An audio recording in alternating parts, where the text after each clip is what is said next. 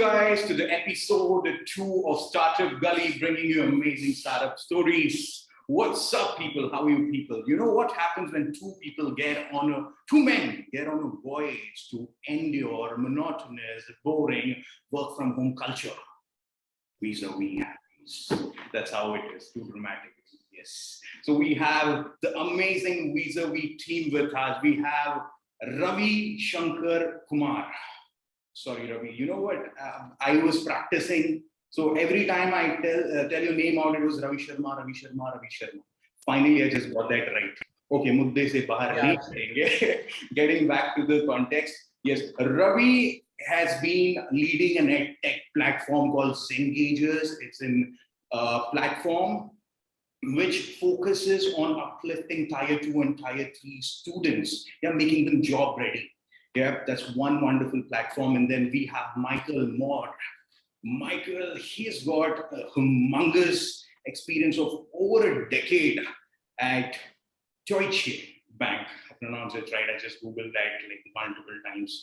Finally, hope that was right. Michael. Perfect. Yeah, he's held multiple roles, and if I start telling them out, it will sound like jargons right now. So now the show is all about Vis-a-vis.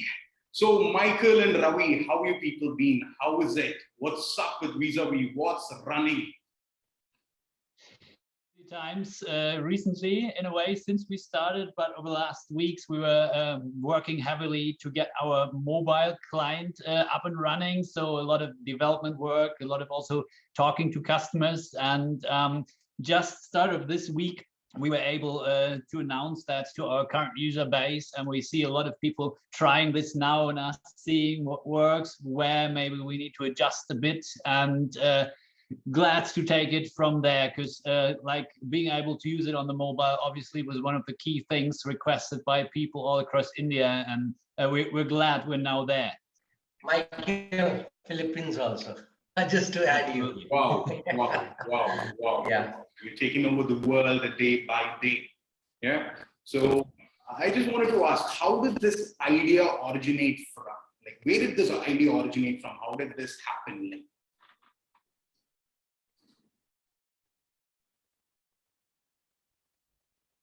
Like, in the very beginning, while I was still on my own, the idea started working in the corporate job when I was, say, working with people abroad, some team in India, a team in the US, a team in Ireland, and I somehow realized while you had all of the technology with you, it was still utterly hard to really COVID, where not everyone had a camera on their laptop, and it was really hard. It felt unnatural to build a day-to-day working relationship just via the phone with someone whom you never met. That's sort of where the initial idea came up. And then we all ran into COVID, and everyone sort of experienced it firsthand, how you're sitting in your kitchen, in your living room, on your own, not really connected to your team, and how that just feels like something is missing. And that's the trigger point that we wanted to solve for with our solution, to really connect teams working remotely, be it just during the pandemic, or be it also going forward, where we hope that really hybrid models or even fully remote models will be a large share of the future of how we all going to work going forward. That's sort of how it came about in the beginning. And human touch was also missing. If you ask me, a lot of people still, they connect virtually, they keep their camera off. You don't know which color of shirt I'm wearing, or how is my hair. You can connect throughout your team's spontaneous chat. Hi, hello, throughout the day you connect wholeheartedly. That's the main theme behind the whole concept of Vis-a-vis. Yeah. So what I love about Vis-a-vis is, like, how did I get to know Vis-a-vis? So I just got onto Google and I just typed Indian startups similar to Zoom I've typed something like that, Zoom was Slack. And then there I went through a blog. That's where I got to see Vis-a-vis. And then when I read, it was completely opposite of all of these. I was really looking for a solution where I could literally like have people in front of me. I could monitor. Monitor means not literally monitor. I get to know that yes, these people are existing. The challenge over here for most of the teams, especially your team, me being a small startup right now, we have a team whom we need to monitor sometimes just to make sure that things are running. Even they would be alerted. There is a sense of alert which needs to be created. So when I started reading about Vis-a-vis services, like how you people are have come out with one of its kind solutions, not just like any other solution. You haven't just come out with a regular virtual meeting thing. This is an experience, right? So I felt like there would be a lot of micromanagement teams who would really want to have such a solution in place, right? You just go ahead and just click on that box. Beep. Hey, what's up? Yeah, they are just at your reach. People would be conscious. People will be productive, and you have you have emulated this feel of working in an office, literally. Yeah, although you're remotely connected, I believe you have found the right kind of gap in this ecosystem, the right kind of gap which is being solved. But then I believe there is this challenge, right, to build this culture, because if you remember, even I was telling you about the experiences with my team where there would be certain people who would prefer to keep the camera off and certain things. I believe everyone faces this. Any new idea, right, which comes in, when people literally in the beginning would be a bit resistant, but then I believe you people have started seeing sparks. I believe more than 100 users are using, more than 100 startups are using a solution right now, right? So that is something really, really great, especially being a two-member team. I was like literally, yeah, like more than 100 is like really, really, really, really, you people are gonna disrupt this. I'm not exaggerating for the sake of the a podcast or something. If you remember, I had the same kind of conversation offline as well when nothing was being recorded. I'm just echoing the same thing out here. So what I believe this must be like a passionate journey when you wake up every day in the morning, the purpose of putting this out to the world, out there. I believe challenges must as well be the same for you. What do you think about the challenges which you have in your way right now? I know definitely you'll be solving it.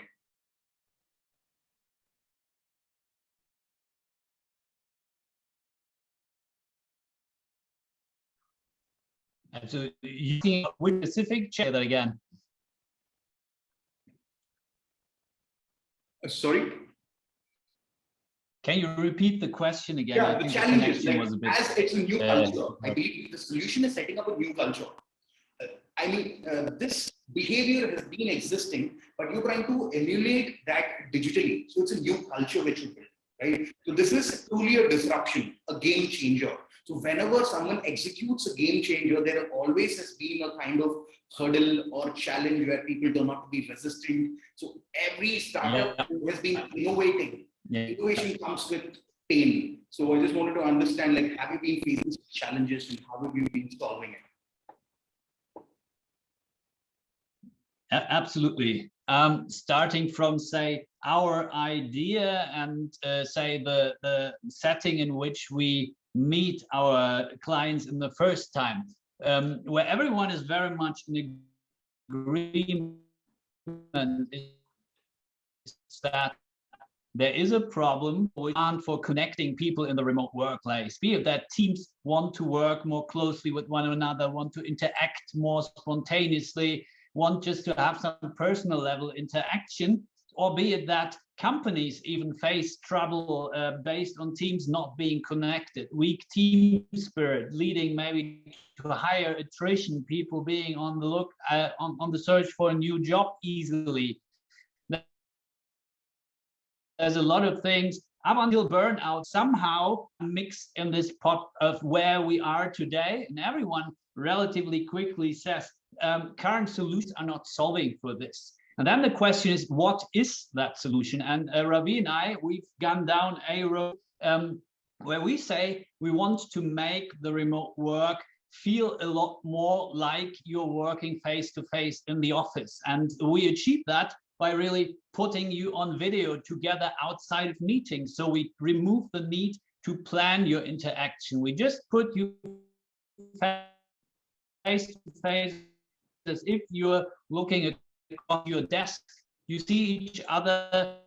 With one click, you can start to get into a lot more spontaneous conversations. You're having a lot of conversations that you would otherwise not have, and we remove the need to plan for that. Like in a team room, you would not plan to talk to your colleague. You would just look across, check.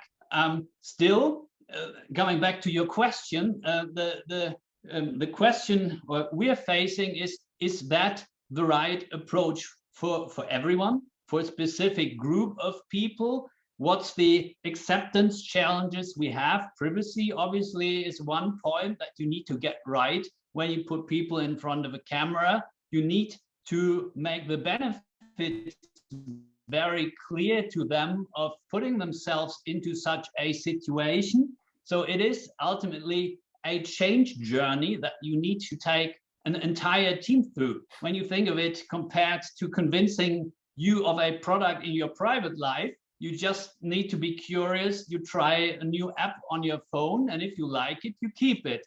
But here we're in a situation where one person is your first touch point. That person might be interested, it might be excited, but you need to make that person go to their team in their job context, take their personal credibility, propose it to the team, convince the team, make them install it, make them use it on a regular basis. And that turns out to by its nature, it's more tricky than just showing you a B2C app for your mobile phone. And that is something where we're constantly working on it, talking to a lot of customers, trying to understand where can we be better, where can we be more intuitive, and where can we remove some of the concerns, for example, which a team may have, to really get this right and make it a good experience for the team, because that is ultimately what it must be to be successful. Just to add, Michael here, Abhinav, if you look at the whole context, apart from the challenges, right, a lot of hiring happens virtually. Once you are on board, you don't know the next day what you're gonna do it. We have come across a lot of companies where they have never met, they have never seen their teammates, only they have heard through phone or over the emails, right? Or maybe in the meeting where 30 people, 40 people are there on Zoom and other platform. There are no such platform where you feel connected with your team, sitting along with the team, like how you sit in the office, having a chat, normal conversation, cracking the jokes, and how was my day and all of that. You feel connected. Yeah. And this is a story that we are telling it to the corporate very candidly, saying, look, this is initially, there are some juggles of adapting it. They'll use it for 1 day, 2 day, and then they don't understand the whole story behind it. But once they start using it for a week or 10 days, they understand the real meaning of how this has been, value has been created for their team. And that is why you and your team were very excited initially using it. So that's the whole thing. And a lot of corporates, including Wipro and a lot of companies, in India, its ITs are remotely working. You have a quiz at different locations, and nobody knows the entire team, the whole family put together. So this will definitely help them in terms of connecting amongst the team. Nice. The best part, what I feel here in this is anybody can come up with an idea, right? But coming out with an idea, looking into it in layers, the way you people have been working in layers, look like the approach which you've been setting up, trying to understand each and everybody's concerns, behavior, and how do you craft the solution as per that. That is where people literally give up. That's where idea and execution comes into picture. Most of the people, once it comes to execution, it becomes a real time problem for them. So idea, they say, right, it's cheap as a table salt, right? But then it's the execution. And I have to tell the way you people have been executing this thing, like you are in the process of execution, I get that, but the way like you look into the details, like when you're spending time with me, you have 100 odd startups with whom you must be spending the equal amount of time with. The interest, the level of interest which you're showing, dedication which you're showing, trying to understand the behavior to make sure that the solution isn't rubbed upon them. It literally complements the way Ravi follow-ups and tries to understand our culture, trying to make sure that the solution complements the culture. Yeah, so this is a true solution. I would say this is how a solution is built, and I'm really loving this process. I was also inspired by this. This is beta testing, I would say, literally. All of this would come into testing. The way people have been testing is like setting up benchmarks with a lot of startups who are watching this. I would really want you to be inspired by this approach, the way you need to test a solution when you're started out with an idea or a product which is in an MVP stage. It's like this. That's how you start manifesting. That's how you get to see where your product is at. That's how Vis-a-vis is with 2-member team has crossed more than 100 users. That is like a big time thing. I would really like to congratulate people like on this milestone. I wish you crossed 100,000 teams. Yeah, but one thing I just wanted to ask you. Now, as you started out, yeah, you must have started out with a blueprint, with a plan, and Michael must have had his part of architecture, which is ready. So what kind of tweaks you had to do, Michael, which is out of the chart, like which was out of your actual plan, something which went actually completely different, like the solution which actually turned into something else which you never planned, anything of such which has happened?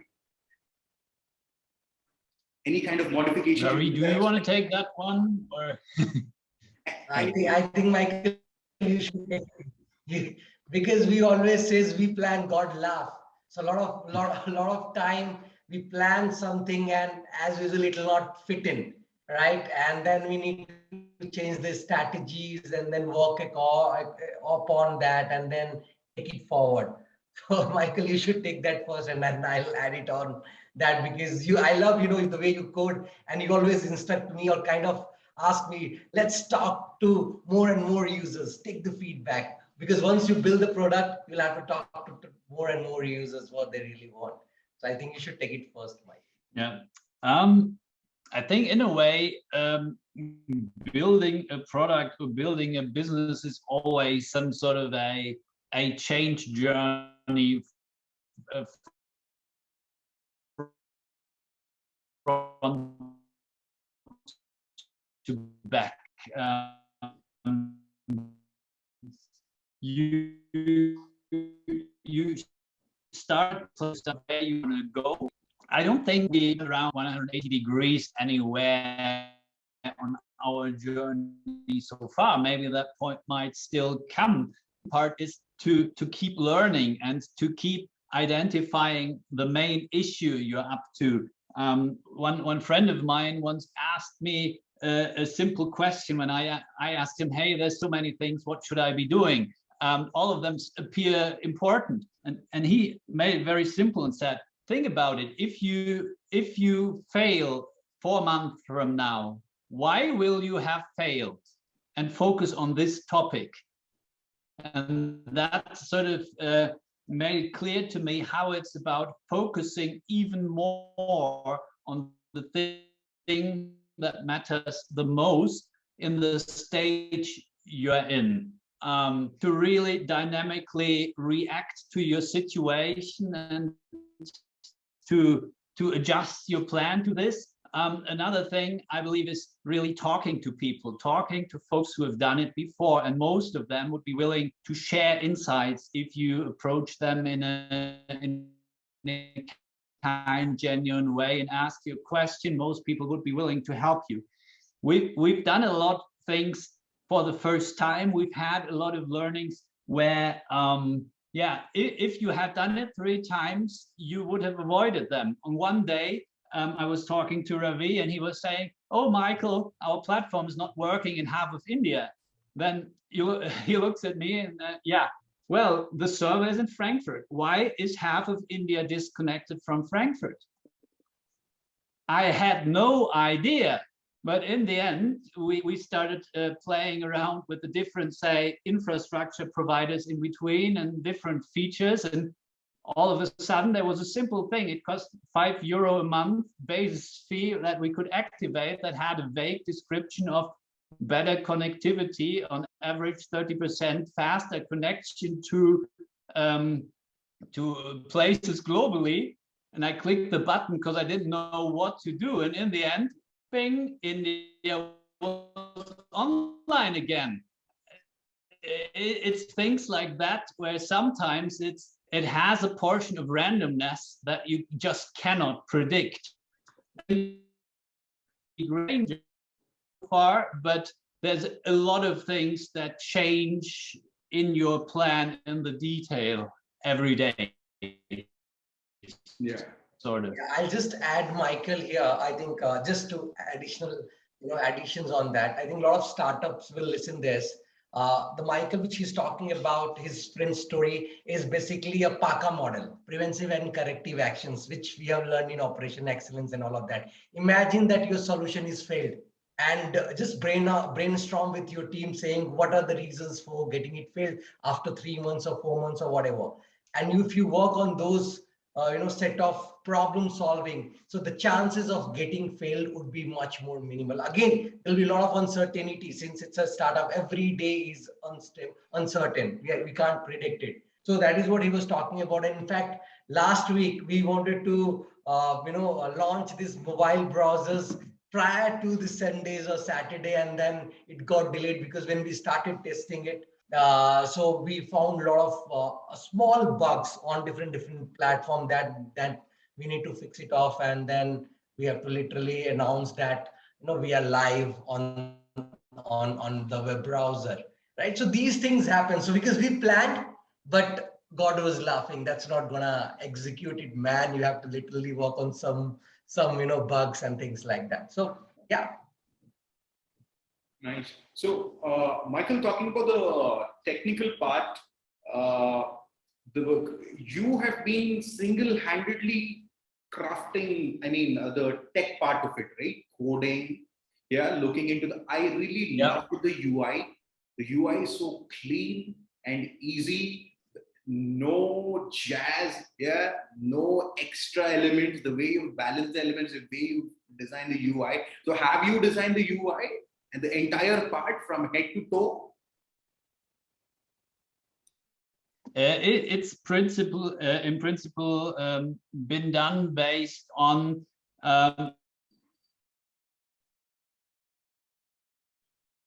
really thinking it through many times in terms of what's the main thing out of that. And when there's just two ways to do something, just put these two things there. Don't put 50 buttons just because the app can do a lot of things. Hide complexity and give them the main entry points only. Some things we had a bit more complexity in the beginning, and looking at it and talking about it to a couple of people, like what's the most intuitive thing? Do I need whatever? We had 2 interaction modes in the beginning, just talking on the sidebar and talking in a larger window. At these buttons next to each other, and you'd have to explain to people, just put that away, and there's one button you push when you want to talk. That gives you the first step of talking on the sidebar. And if you really want a bigger picture, there's a button at the beginning, and people are confused which one to push. So in the end, that is just an example, but it's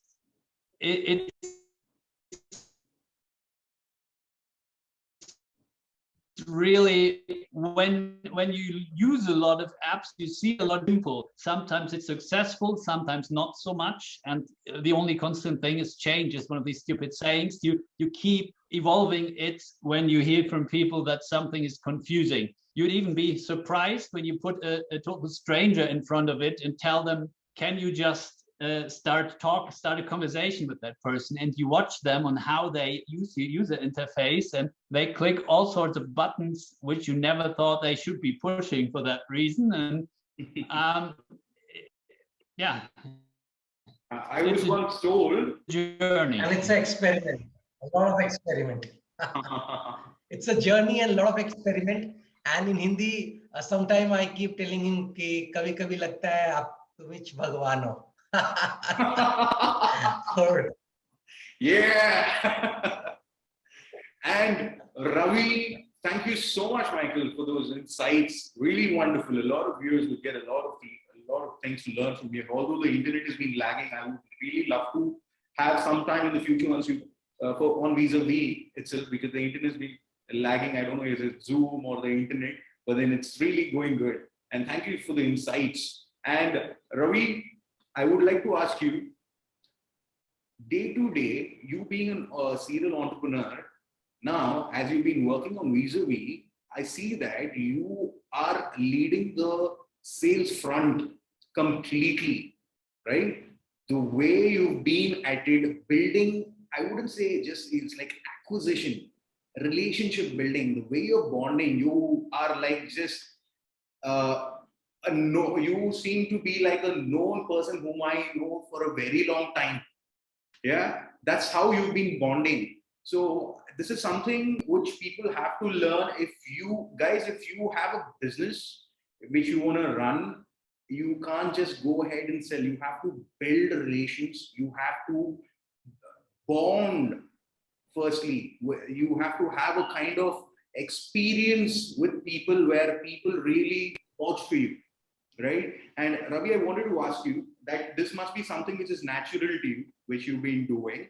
So do you feel, I know this is a passionate project, do you feel sometimes fatigued as you've been working on and on and on? Do you people have any leaves, because you being a two-member team, do you have any leaves? Do you take any offs as you've been working this way? What is your plan? Are you thinking of hiring people? Are you thinking of raising funds and going ahead and expanding? So I know you must be having a proper roadmap. Me just being a curious worm, this is something I'm just putting out. How is it going? How is it rolling out the stone out there? Yeah. Okay. So thanks. It's a compliment for me because you said we know each other from a long time, but I think we met through Visavis platform when we approached and you used as a customer. But having said that, the second part you're saying about hiring and all, we don't feel like we are two members team because Visavis is, we have our offices on Visavis, we connect throughout the day, and we always, Michael support me in the meetings, onboardings, and I also support him in terms of technical glitches and technical issues. So it's like hand to hand. Regarding the team onboarding and all, we have our plan, but again, a long-term plan that will happen eventually, but it will be too early if we announce that and we'll tell all of that. Yeah, right, Michael? I will ask a lot of questions. It's not really important for you to answer that. It's job, and wherever you feel like it's a little bit going over the line, you can definitely say, because you must be having your plans, yeah, in the closet. You don't have to get it outside the closet. Yeah. And I would really love to have, in case in the future, if we have time, another conversation on Vis-a-vis, because the way this meeting has been going on, it's been like, Ravi, I almost lost out on half of your conversation because of this issue. But the important part have been captured. So that is one good thing. And I believe this do happen, but then I'm really loving the way the meet actually went, although it was not supposed to go this way. You must have missed me out. I'll just brief you in one line. Yeah, if it is not recorded, I'll just brief you in one line that because of my experience so far in the corporate, working from a Standard Chartered bank to a startup, I must have spoken more than a lakh customers so far in the bank and the client and all of that. So it's become a natural now. Yeah. So experience and the reflections from when you talk to the customers more on the psychology front. Yeah. So that's the main thing, how I feel bond in between. Yeah. And that way I see that both of you people complement each other well. thus the solution has also got a direct positive impact on it, the way it is going ahead. So one final question which I had was, you see, there is this TAM. You have a huge TAM, right? Yeah, the total addressable market which you have right now, which was around $7.62 billion in 2019. I believe it is about to explode to $57.23 billion in 2027. So what is your plan on creating your part of market share? I know this is again part of your roadmap. Things are too early to talk about it, but then you always say, right, go ahead with a number somewhere. If you suddenly get an offer to get acquired, what would be your reaction? Would you want to go and capture the market? That's a lot of question and a lot of detail. a lot of content for the 13 minutes that Zoom still gives us. What I was just saying is, who will be able to disrupt such a market?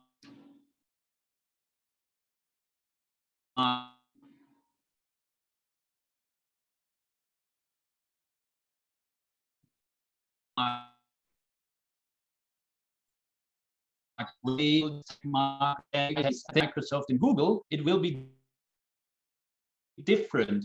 It will maybe connect the things that already exist. It may be the meeting ecosystem that Zoom reflects. It may be the abundance of integrations that a Slack reflects. It may be a strong content pillar that maybe has an overlap with what Microsoft and Google are doing.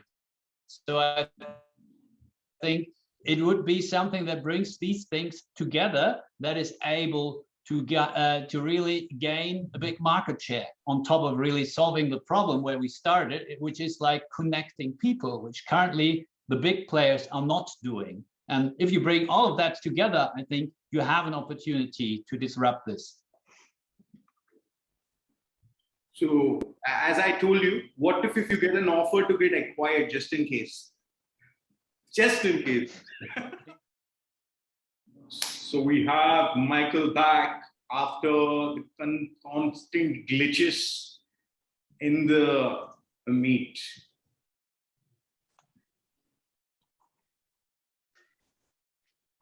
So now it's working. My apologies to Ravi and Michael. I'm really sorry for this kind of experience. And Ravi was just telling me about how things actually happen. He was connecting it to you were telling about, Ravi, if you could just put that out for the viewers once, the problem which you've been facing now, you were relating that to? I was just relating it to like how you plan it, like in before, in a sense, this podcast may not be successful. What would be the reason? Internet is one. So you should have a stable internet, or Ravi or Michael should be in the place. So a proper invitation. So a lot of things, small thing. Yeah. So this will only happen when you keep doing it over a period of time. So you understand where all the problem can come, and you rectify that and make it successful. So I was just saying that. Really. Yes, Michael, let's conclude with that question which I asked you about. And so you were pretty much asking, if someone would now give you money, would you take it and run?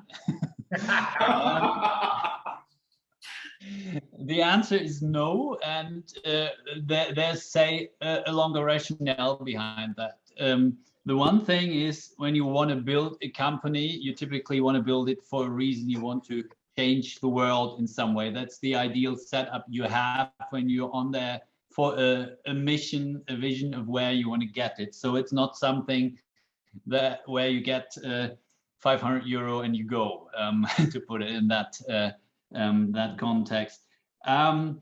But all of that said, when you try to grow your company, when you look for investment into that, the thing people invest into in an early stage company, it's not really the idea. Most ideas have been out there before. It's just that people didn't do it or didn't do it properly. It's about the question whether you as a team are able to do this. So people invest into the team.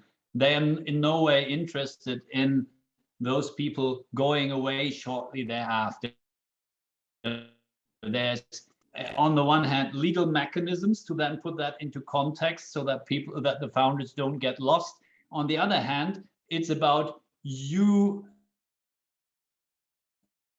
reaching the point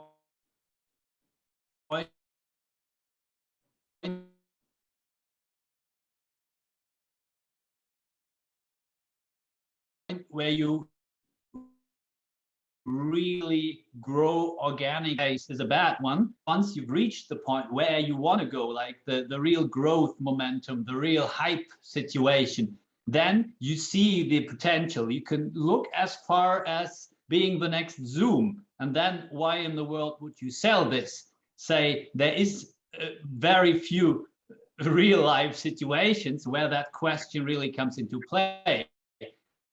While you're not successful, no one is anyone going to do. When you're crazily successful, why in the world would you want to kill the thing you're building? Like typically it's something that in particular in that growth phase relies on the team that's there, relies on the vision behind it. It is something that you can't just take a brand which is not big enough yet, put it onto somebody else's table and say, continue this job. So in real life, that question, as tempting as it sounds like, are you going to take money and run? This is not something that would happen in real life, and it is something that the typical founder that believes in their mission would